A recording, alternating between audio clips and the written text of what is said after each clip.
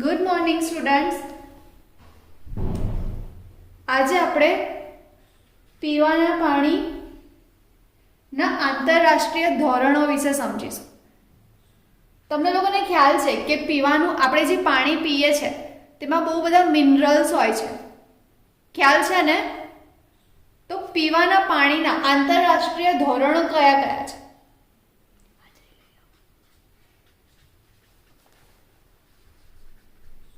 આંતરરાષ્ટ્રીય ધોરણ જેમાં આપણને અલગ અલગ ધાતુઓની પાણીમાં કેટલી સાંદ્રતા છે તે જાણવા મળશે. પીવાના પાણીમાં મુખ્યત્વે ફ્લોરાઇડ, લેડ, સલ્ફેટ અને નાઇટ્રેટ જોવા મળે છે. આપણને એવું હોય કે આપણે પાણી પીએ એટલે એનાથી કોઈ આડઅસર ના થાય, એ જે ધાતુઓ છે, જે મિનરલ્સ છે તેનાથી કોઈ આડઅસર ના થાય એવું હોય ના. આ જે ધાતુઓ છે તેની ઘાતક અસરો પણ છે, જેનાથી આપણે જે પાણી પીએ છે તેને કારણે આપણે બીમાર બી પડી શકીએ. તે માટે એક લેવલ હોય, એક સાંદ્રતા તેની ફિક્સ હોય કે આટલી સાંદ્રતા સુધી તે હાનિ નથી પહોંચાડતું. તેના કરતાં વધુ સાંદ્રતા થઈ જાય તો આપણા માટે નુકસાનકારક છે. તો પીવાના પાણીમાં પહેલા ફ્લોરાઇડ જોઈએ.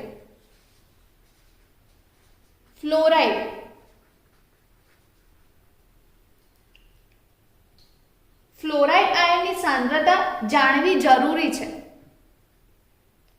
પીવાના પાણીમાં તેની ઉણપ એ માનવજાત માટે નુકસાન કરે છે. વધુ સાંદ્રતા હોય તો નુકસાન કરે જ, પણ સાંદ્રતા ઓછી હોય તો પણ માનવજાતને નુકસાન પહોંચે છે. એક ફિક્સ સાંદ્રતા હોવી જોઈએ કે આટલી સાંદ્રતા તે ફાયદાકારક છે, અને તેનાથી ઓછી કાં તો વધુ સાંદ્રતા થશે તો માનવ સૃષ્ટિને નુકસાન પહોંચશે. તો ફ્લોરાઇડ છે ને, તેની ઓછી સાંદ્રતા, તેની ઉણપ એ માનવજાત માટે નુકસાન કરે છે. ફ્લોરાઇડની ઓછી સાંદ્રતા માનવજાતને નુકસાન કરે છે. તે માટે આપણે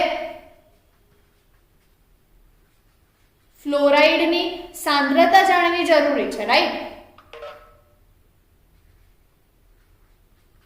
આપણને અગર એની સાંદ્રતા ખબર હશે તો જ આપણે કહીશું ને કે તેની આ સાંદ્રતા ઓછી છે કે વધારે છે. મોટા ભાગે પીવાના પાણીમાં જે દ્રાવ્ય ફ્લોરાઇડ છે તેને ઉમેરવામાં આવે છે. એવો ફ્લોરાઇડ ઉમેરવામાં આવે, એવા ફ્લોરાઇડ આયન્સ ઉમેરવામાં આવે જે પાણીમાં દ્રાવ્ય છે, જે ઓગળી જાય છે. દ્રાવ્ય ફ્લોરાઇડ ઉમેરવામાં આવે.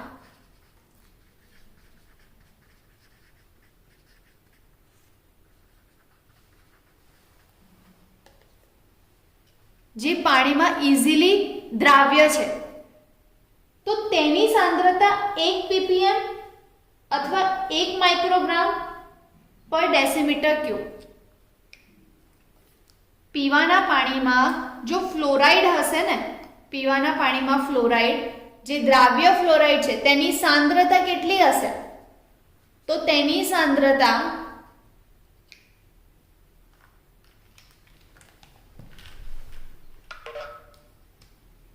1 ppm કાં તો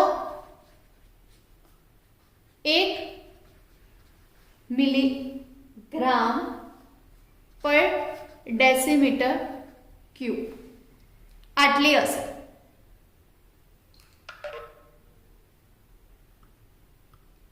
ફ્લોરાઇડની સાંદ્રતા, ક્વેશ્ચન પૂછી શકે છે એમસીક્યુઝમાં કે પીવાના પાણીમાં ફ્લોરાઇડની સાંદ્રતા કેટલી છે? તો 1 પાર્ટ્સ પર મિલિયન और 1 મિલીગ્રામ પર ડેસીમીટર ક્યુબ. ઠીક છે? તમને ખબર છે કે ફ્લોરાઇડ આયન આપણે જે દાંત છે ને, દાંતમાં ફ્લોરાઇડ આયન્સ હોય, તો ફ્લોરાઇડ આયન એ દાંતના કઠણ આવરણ હાઇડ્રોક્સી એપેટાઇટ ને વધુ કઠણ આવરણ ફ્લોર એપેટાઇટમાં રૂપાંતર કરે છે. યાદ રાખજો કે ફ્લોરાઇડ આયન શું કરે, તો આપણા દાંતમાં જે કઠણ આવરણ આવેલું છે ને તેને હાઇડ્રોક્સી એપેટાઇટ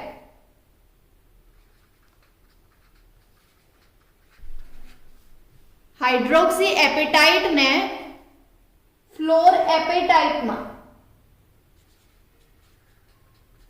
ફ્લોર એપેટાઇટમાં રૂપાંતર કરે છે. ફ્લોરાઇડ આયન એ હાઇડ્રોક્સી એપેટાઇટનું ફ્લોર એપેટાઇટમાં રૂપાંતર કરે છે. આ એક કઠણ આવરણ છે. હાઇડ્રોક્સી એપેટાઇટ છે એ કઠણ આવરણ છે દાંતનું.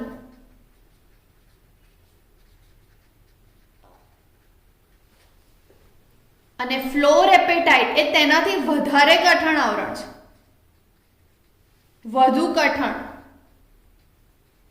આવરણ છે. તો ફ્લોરાઇડ આયન એ વધુ ને વધુ આવરણ કઠણ બનાવે છે. એપેટાઇટનું સામાન્ય સૂત્ર યાદ રાખજો. Appetite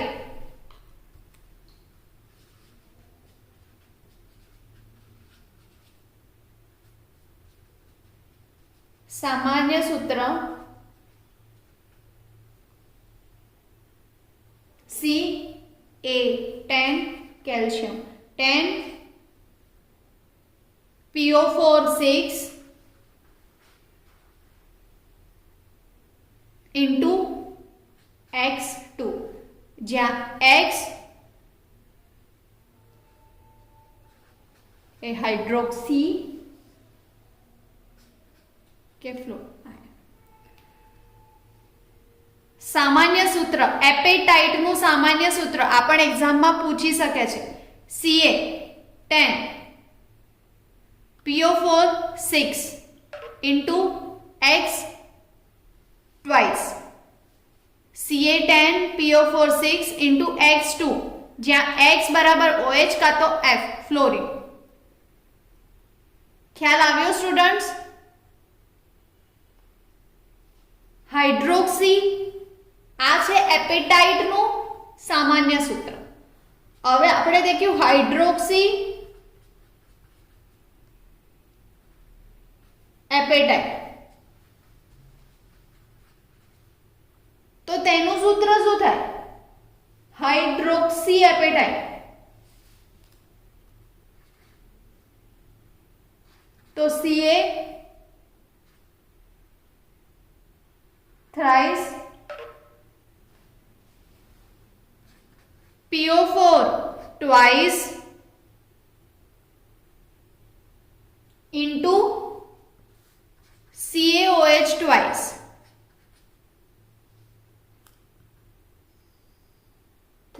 Ca3 PO4 twice into CaOH twice. આ છે હાઇડ્રોક્સી એપેટાઇટનું સૂત્ર.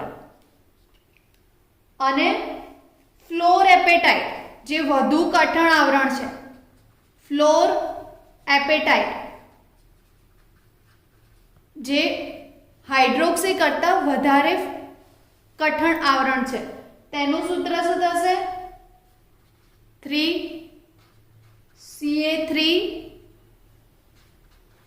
PO4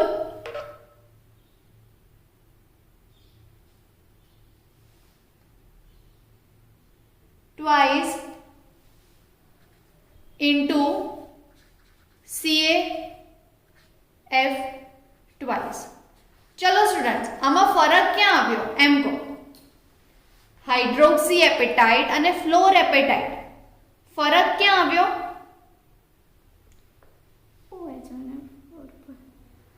ખ્યાલ આવે ને, જ્યાં ફ્લોરાઇડ આપણે અત્યારે શું સમજીએ છીએ? ફ્લોરાઇડ. ડન. ફ્લોરાઇડ શું કરે?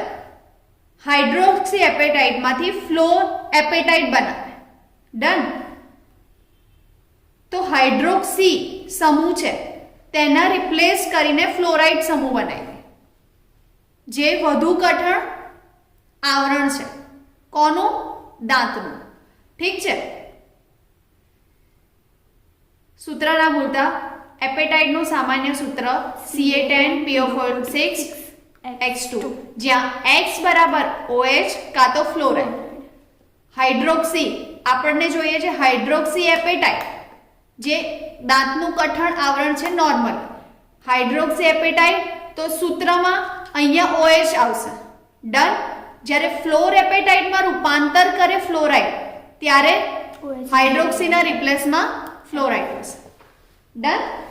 હવે વધુ ફ્લોરાઇડ આયનની ઘાતક અસર શું? મેં કીધું ને, એની ઉણપ હશે તો પણ નુકસાનકારક છે, અને તેની મતલબ વધારે સાંદ્રતા હશે તો પણ તે નુકસાનકારક છે. હવે વધુ ફ્લોરાઇડ આયન ની ઘાતક અસર શું? સામાન્ય સૂત્ર છે હાઇડ્રોક્સી એપેટાઇટ અને આ ફ્લોર એપેટાઇટ.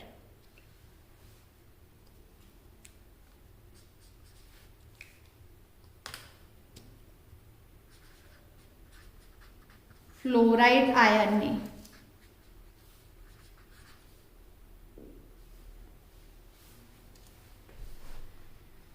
ઘાતક અસર ક્યારે? જ્યારે તે વધુ પ્રમાણમાં હોય, વધુ ફ્લોરાઇડ આયનની ઘાતક અસર. તો ફ્લોરાઇડ આયનની સાંદ્રતા 2 ppm કરતા વધુ હોય ને તો તેનાથી દાંત પર કથ્થાઈ રંગના ડાઘા પડે છે. આપણે કહીએ નહીં, કોઈ આપણી મસ્તી કરતું હોય, કોઈ આપણી મજાક ઉઠાવતું હોય અને એના દાંત પીળા હોય તો આપણે શું કહીએ? હસના ને, તારા દાંત પીળા છે, તારા પીળા દાંત દેખાય છે. નોર્મલી આપણે કહેતા હોઈએ ને. તો હવે શું કહેવાનું? હા ના, હવે એમના દાંત પીળા દેખાય તો આપણે શું કહેવાનું? એઝ અ કેમેસ્ટ્રી સ્ટુડન્ટ કે જાને હવે તારામાં ફ્લોરાઇડની સાંદ્રતા વધારે છે. ડન. દાંત પીળા હોય, દાંત કથ્થાઈ હોય, મતલબ ફ્લોરાઇડની સાંદ્રતા વધારે છે તેનામાં. તો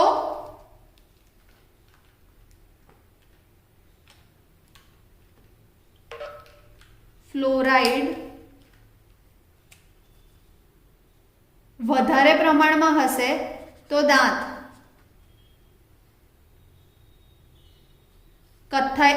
પર કથ્થાઈ રંગના ડાઘા પડશે. હવે આપણે એવું નહીં કહેવાનું કે જાણે તારા દાંત પીળા દેખાય છે. નહીં, તારામાં ફ્લોરાઇડની સાંદ્રતા વધારે છે. ઠીક છે. ક્યારે વધારે કહેવાય? જ્યારે ફ્લોરાઇડની સાંદ્રતા 2 ppm થી 2 પાર્ટ્સ પર મિલિયન થી વધુ હશે. ઠીક છે. 2 પાર્ટ્સ પર મિલિયન કરતા વધારે હોય ત્યારે દાંત પર કથ્થાઈ રંગના ડાઘા પડે છે. જ્યારે ફ્લોરાઇડ આયનનું પ્રમાણ વધારે હોય, કેટલું? 10 ppm થી વધારે, તો રાજસ્થાનના કેટલાક વિસ્તારોમાં હાડકાં અને દાંતને નુકસાન પહોંચ્યું છે એમ સાબિત, મતલબ રાજસ્થાનના વિસ્તારમાં જે ગરમ વિસ્તાર છે ત્યાં એવું પ્રૂફ થયું છે કે જ્યારે ફ્લોરાઇડ વધારે પ્રમાણમાં હોય, કેટલું? 10 ppm જેટલું, ત્યારે હાડકાં અને દાંતને નુકસાન પહોંચે છે. પેશન્ટ્સ એવા દર્દીઓ વધારે છે જેમના હાડકાં અને દાંતને નુકસાન પહોંચ્યું છે. અને રીઝન શું છે? કે ફ્લોરાઇડની સાંદ્રતા વધારે છે. કેટલી? 10 ppm. અને આ રાજસ્થાનના અમુક વિસ્તારોમાં વધુ પ્રમાણમાં જોવા મળે છે. તો તે પ્રૂફ થયું છે કે ફ્લોરાઇડની વધુ સાંદ્રતા હોય તો હાડકાં અને દાંતને નુકસાન પહોંચે છે, પણ ત્યાં કેસીસ વધારે આવ્યા છે એટલે અહીંયા એક પ્રૂફ તરીકે કે રાજસ્થાનના વિસ્તારોમાં આ સાબિત થયું છે. ઠીક છે. ફ્લોરાઇડ આયનની સાંદ્રતા 2 ppm થી વધુ હોય તો દાંત પર કથ્થાઈ રંગના ડાઘા પડે છે. 10 ppm થી વધુ હોય તો હાડકાં અને દાંતને નુકસાન પહોંચે છે. હાડકાં અને દાંતને નુકસાન પહોંચે છે. અને આવા કેસીસ રાજસ્થાનના કેટલાક વિસ્તારોમાં જોવા મળ્યા છે. કેસ સ્ટડી કરીએ ને, તમે આગળ ભણશો ને તો તમારે એક રિવ્યુ કરવાનો હશે, એક સર્વે કરવાનો હશે કે કયા વિસ્તારોમાં પેશન્ટ્સ વધારે છે ને એ રીતે. તો આ જે ફ્લોરાઇડની સાંદ્રતા રાજસ્થાનના વિસ્તારોમાં વધારે પેશન્ટ જોવા મળ્યા છે, જેમાં ફ્લોરાઇડની સાંદ્રતા વધુ છે ને તેના કારણે હાડકાં અને દાંતને નુકસાન પહોંચ્યું છે.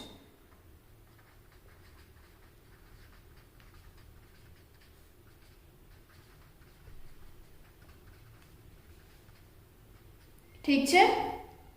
હવે આવીએ લેડ પર, પણ તે પહેલા એક વાત, ફ્લોરાઇડ જે પીવાના પાણીમાં આંતરરાષ્ટ્રીય ધોરણો પર કઈ કઈ ધાતુ, કયા કયા આયન્સ, કયા કયા મિનરલ્સ હોવા જોઈએ, ઠીક છે, તેની ઓછી સાંદ્રતા પણ નુકસાન કરે છે અને તેની વધુ સાંદ્રતા પણ નુકસાન કરે છે. જ્યારે તેની ઓછી સાંદ્રતા, ફ્લોરાઇડની ઓછી સાંદ્રતા એ માનવજાતને નુકસાન કરે છે. તેમાં દ્રાવ્ય ફ્લોરાઇડ, પાણીમાં દ્રાવ્ય ફ્લોરાઇડ ઉમેરવામાં આવે છે. તો પીવાના પાણીમાં ફ્લોરાઇડની સાંદ્રતા 1 ppm કાં તો 1 મિલીગ્રામ પર ડેસીમીટર ક્યુબ હોય છે. ફ્લોરાઇડ આયન શું કરે? તો દાંતના કઠણ આવરણ, આપણી દાંતમાં જે કઠણ આવરણ છે શેનું છે? Hydroxy appetite. ડન. તો જે હાઇડ્રોક્સી એપેટાઇટ છે ને તેને રિપ્લેસ કરે છે, જે મતલબ હાઇડ્રોક્સી ગ્રુપ છે ને, હાઇડ્રોક્સિલ ગ્રુપને રિપ્લેસ કરીને ફ્લોરાઇડ બાઇન્ડ થાય છે અને ફ્લોર એપેટાઇટ બનાવે છે, જે વધુ કઠણ આવરણ છે. ઠીક છે. આ એપેટાઇટનું સામાન્ય સૂત્ર, આ હાઇડ્રોક્સી એપેટાઇટનું સૂત્ર અને આ ફ્લોર એપેટાઇટનું સૂત્ર, બંને ફોર્મ્યુલા સેમ છે, ઇક્વેશન સેમ છે, ખાલી અહીંયા હાઇડ્રોક્સી અને અહીંયા ફ્લોરાઇડ. ઠીક છે. હવે ફ્લોરાઇડની વધુ સાંદ્રતા હોય તો શું થાય? તો તેની પણ ઘાતક અસરો છે કે જ્યારે ફ્લોરાઇડની વધુ સાંદ્રતા હોય ને, કેટલી વધુ, પણ મેડમ કેટલી? તો અગર 2 ppm, 2 પાસ પર મિલિયનથી વધારે હશે ને તો દાંત પર કથ્થાઈ રંગના ડાઘા પડી જશે.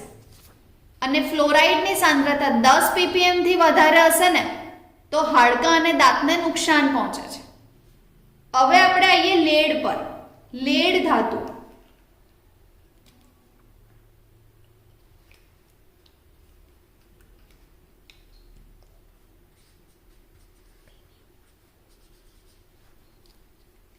લેડ, તમને લોકોને ખબર છે કે પીવાના પાણીનું પરિવહન લેડ પાઇપ દ્વારા થાય, લેડ ટાઇપ દ્વારા થાય છે. પીવાના પાણીનું પરિવહન લેડ ટાઇપ દ્વારા કરવામાં આવે છે. હવે જ્યારે લેડ પાણીમાં ભળે, પીવાના પાણીમાં લેડની પ્રમાણની નિર્ધારિત ઉપલી સીમા કેટલી? મતલબ લેડનું પ્રમાણ પીવાના પાણીમાં કેટલું હોવું જોઈએ? કોઈને ખ્યાલ છે? લેડનું પ્રમાણ પીવાના પાણીમાં કેટલું હોવું જોઈએ? તો 50 પાર્ટ્સ પર બિલિયન લેડ.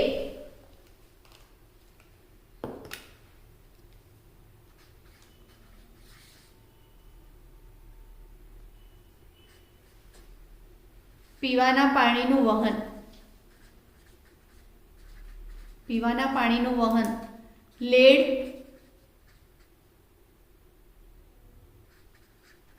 દ્વારા થાય છે. હવે આ લેડ ધાતુ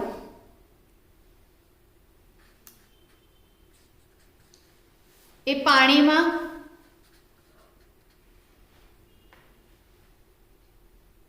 ભળે, મતલબ પીવાના પાણીમાં લેડ આવી જાય તો શું થાય?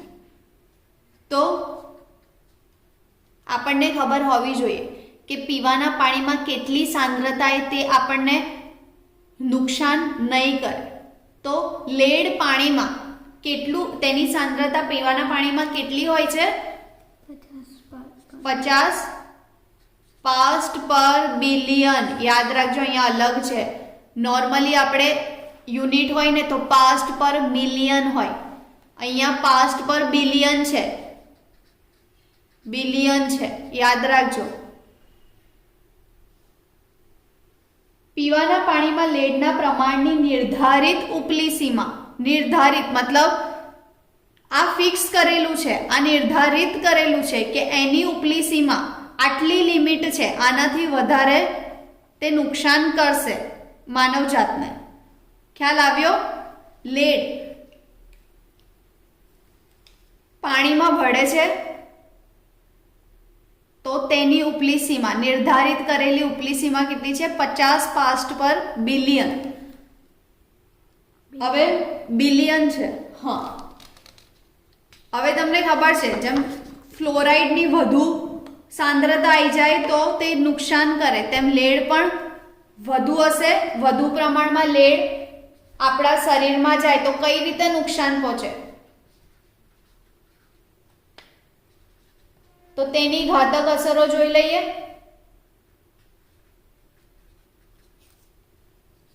તો વધુ લેડ એ કિડની, યકૃત અને પ્રજનન તંત્રને નુકસાન પહોંચાડે છે. માનવજાતને કઈ રીતે નુકસાન પહોંચાડે? તો તે કિડનીને વધુ પડતું લેડ અગર બોડીમાં આવી જાય, આપણા શરીરમાં આવી જાય તો કિડની, યકૃત અને પ્રજનન તંત્ર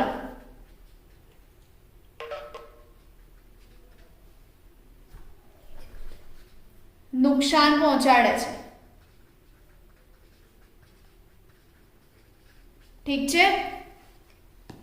ફ્લોરાઇડ યાદ રાખો, ફ્લોરાઇડ 2 ppm થી વધારે હોય તો દાંતને કથ્થાઈ રંગના કરે છે. 10 ppm થી વધારે હોય તો હાડકા અને દાંતને નુકસાન પહોંચાડે છે. સેમ લેડ, લેડની સાંદ્રતા એક ઉપલી સીમા જે નિર્ધારિત કરેલી છે તે 50 પાર્ટ્સ પર બિલિયન છે. અગર તે વધુ સાંદ્રતાએ, વધુ પ્રમાણમાં શરીરમાં પહોંચશે તો કિડની, યકૃત અને પ્રજનન તંત્રને નુકસાન પહોંચાડશે. હવે આવ્યા સલ્ફેટ.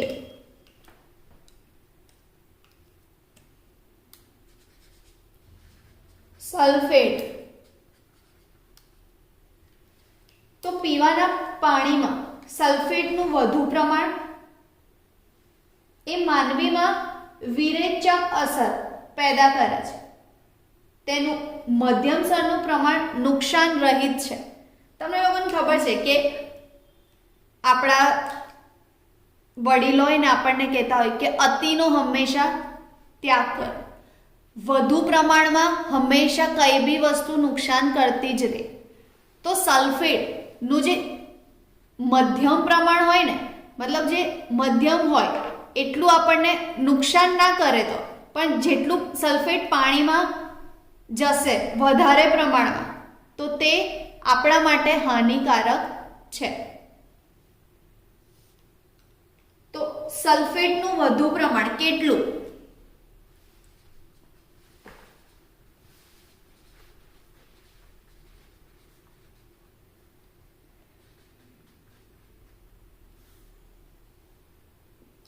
તો 500 ppm થી વધુ.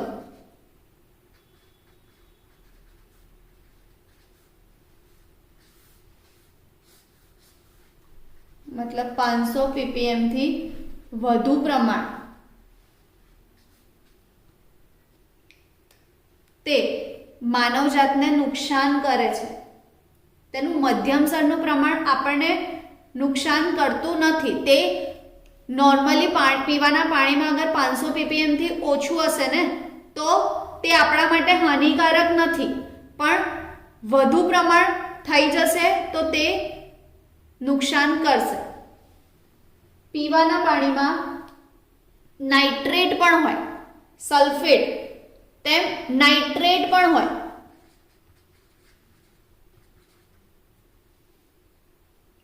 તો તેની નિર્ધારિત મહત્તમ સીમા કેટલી?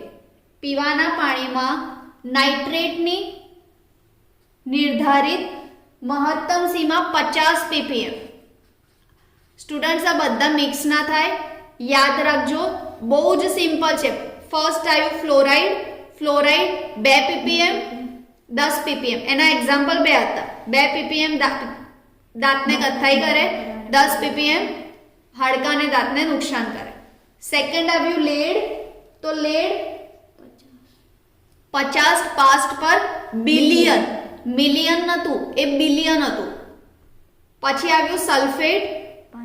500 ppm થી વધારે હશે તો તે આપણને નુકસાન કરશે. અને નાઇટ્રેટ એ 50 ppm તેની નિર્ધારિત મર્યાદા છે.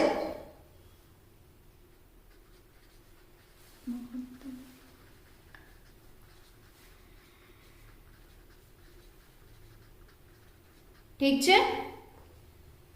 પીવાના પાણીમાં નાઇટ્રોજનનું વધુ પ્રમાણ એ મિથોગ્લોબિનેમિયા જેવા રોગ કરે છે. યાદ રાખજો, પીવાના પાણીમાં નાઇટ્રેટનું વધુ પ્રમાણ, બ્લુ બેબી સાંભળ્યું છે આ રોગ? બ્લુ બેબી જેવા રોગ કરે છે.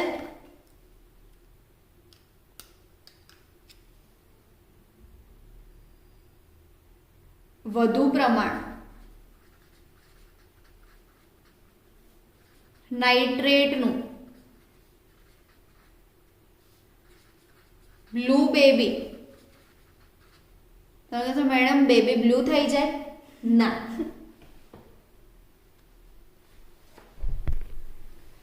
આ જે બ્લુ બેબી જેવા રોગ છે ને તે મિથિમો, યાદ રાખજો હા સ્ટુડન્ટ, મિથિમો ગ્લોબિનેમિયા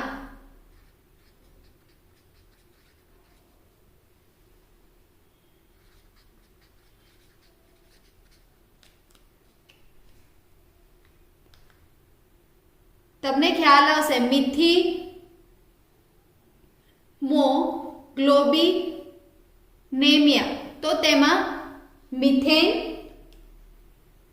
અને હિમોગ્લોબિન, હિમોગ્લોબિન મતલબ બ્લડ, મિથિમોગ્લોબિન, મિથેનોમિયા.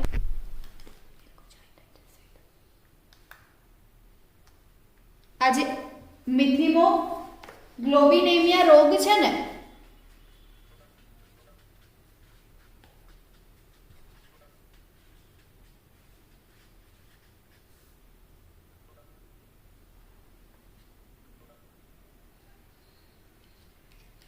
તેમાં શું થાય? તો તેમાં મિથિમોગ્લોબિન કમ્પાઉન્ડ જે શું કરે, એ એવી કન્ડિશન છે જેમાં આ એવો રોગ છે જેમાં મિથિમોગ્લોબિનેમિયા એ એવો રોગ છે જેમાં મિથિમોગ્લોબિન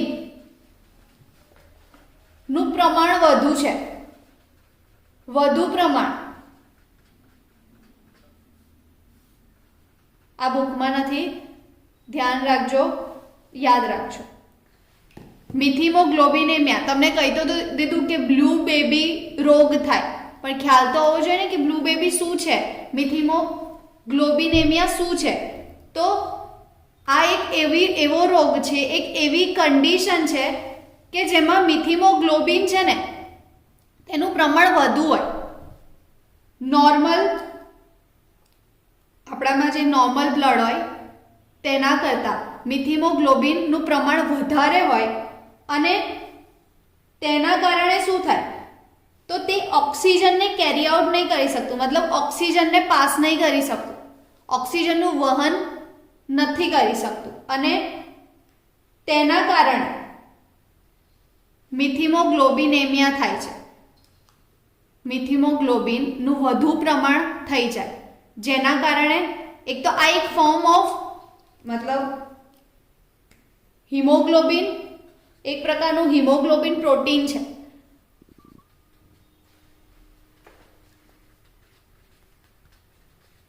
હિમોગ્લોબિનનું ફોર્મ છે આ મિથિમોગ્લોબિન. તમને ખ્યાલ આવતો મિથિન હિમોગ્લોબિન બેનું સંયોજન છે. મિથેન અને હિમોગ્લોબિન, મિથિન અને હિમોગ્લોબિનનું સંયોજન છે, જેમાં મિથિમોગ્લોબિન વધુ પ્રમાણમાં થઈ જાય અને તેના કારણે ઓક્સિજનનું વહન અટકે છે.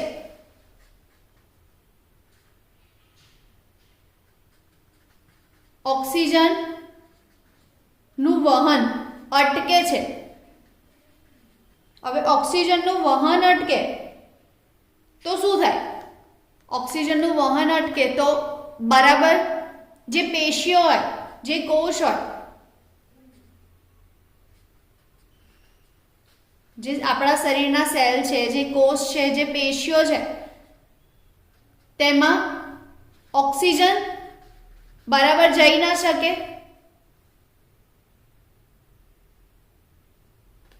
પહોંચે ના.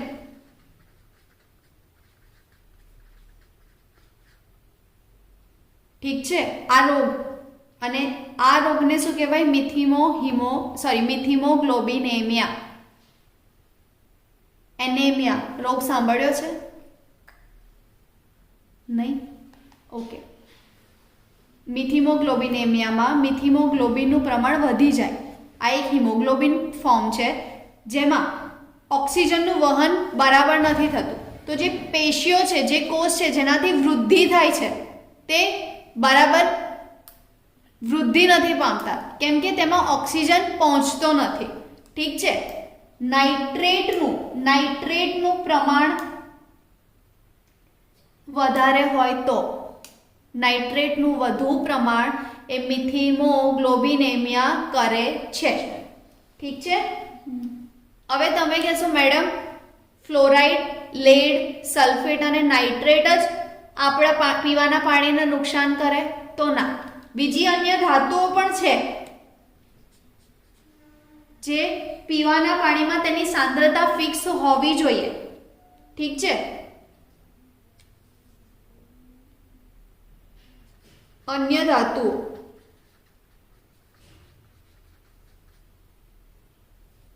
તો કેટલીક અન્ય ધાતુઓ છે જેની મહત્તમ સાંદ્રતા બુકમાં આપી છે.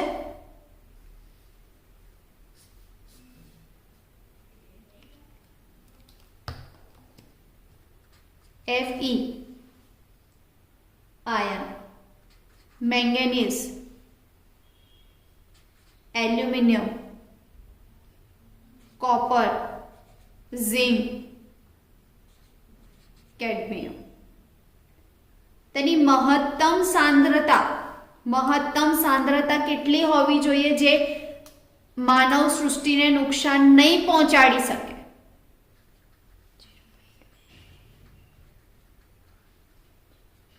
મહત્તમ સાંદ્રતા કેટલી હોવી જોઈએ? તો આયર્નની 0.2 પાર્ટ્સ પર મિલિયન. કોઈ બી સાંદ્રતા લખો, કોઈ બી કોન્સન્ટ્રેશન લખો, તેની સાંદ્રતા પાછળ તેનો એકમ આવો જરૂરી છે. ઠીક છે. 0.2 પાર્ટ્સ પર મિલિયન, 0.05 મેંગેનીઝની, એલ્યુમિનિયમની સેમ 0.2, 3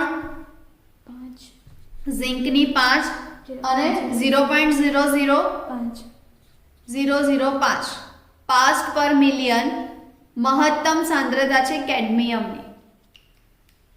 આપણે દેખ્યું અમુક ધાતુઓ, અમુક આયન્સ કે જે આંતરરાષ્ટ્રીય ધોરણે પીવાના પાણીમાં તેની સાંદ્રતા ફિક્સ કરીને બેઠા છે કે પીવાના પાણીમાં ધાતુઓ છે, આયન્સ છે, મિનરલ્સ છે, જે ફિક્સ હોવી જોઈએ કે એ આટલા પ્રમાણમાં જ હોવું જોઈએ. વધારે હશે તો તે નુકસાન કરશે, ઓછા હશે તો તે નુકસાન કરશે. ફર્સ્ટ ફ્લોરાઇડ દેખ્યું, સેકન્ડ લેડ દેખ્યું, થર્ડ સલ્ફેટ દેખ્યું, ફોર્થ નાઇટ્રેટ દેખ્યું અને પછી અન્ય ધાતુઓ જે પીવાના પાણીમાં તેની સાંદ્રતા ફિક્સ છે તે બતાવે છે. વધુ પ્રમાણ હશે તો પણ નુકસાન કરશે, ઓછું પ્રમાણ હશે તો પણ તે નુકસાન કરશે. ઠીક છે. હવે એક વસ્તુ કે આપણે આગળ બીઓડી સમજ્યા હતા, સેમ એ વસ્તુ છે કે આ જે આયન્સ છે, જે સોલિડ્સ છે, જે પાણીમાં દ્રાવ્ય છે, રાઈટ, આપણે જે ફ્લોરાઇડ દેખ્યું આપણે દ્રાવ્ય ફ્લોરાઇડ યુઝ કરે છે, તેમાં ઉમેરવામાં આવે છે. તેમ આ એક્સ્ટ્રા છે, યાદ રાખજો. TDS ટોટલ ડિઝોલ્વ સોલિડ જે પીવાના પાણીમાં આપણે મેઝરમેન્ટ માટે જોવામાં આવે છે, TDS, કે 1 લીટર પાણીમાં ઓગળેલ ઘન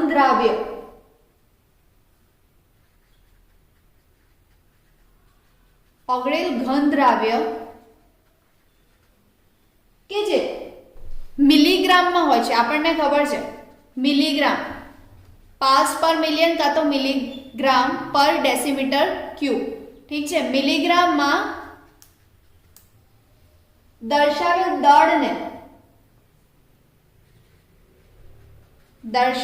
દળને TDS ટોટલ ડિઝોલ્વ સોલિડ્સ, જે ઘન દ્રાવ્ય છે, તેનો એક એકમ તો હશે જ. તો જે ઘન દ્રાવ્ય છે જે મિલીગ્રામમાં છે, અહીંયા એકમ મિલીગ્રામમાં છે, 1 લીટર પાણીમાં કેટલો ઓગાળ્યો તે જથ્થાને, તે દળને TDS કહેવાય, ટોટલ ડિઝોલ્વ સોલિડ કહેવાય. ઠીક છે.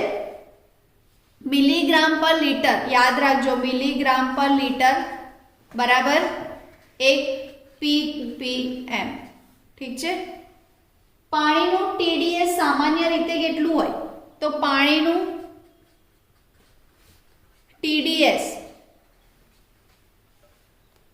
500 મિલીગ્રામ પર લીટર હોય છે.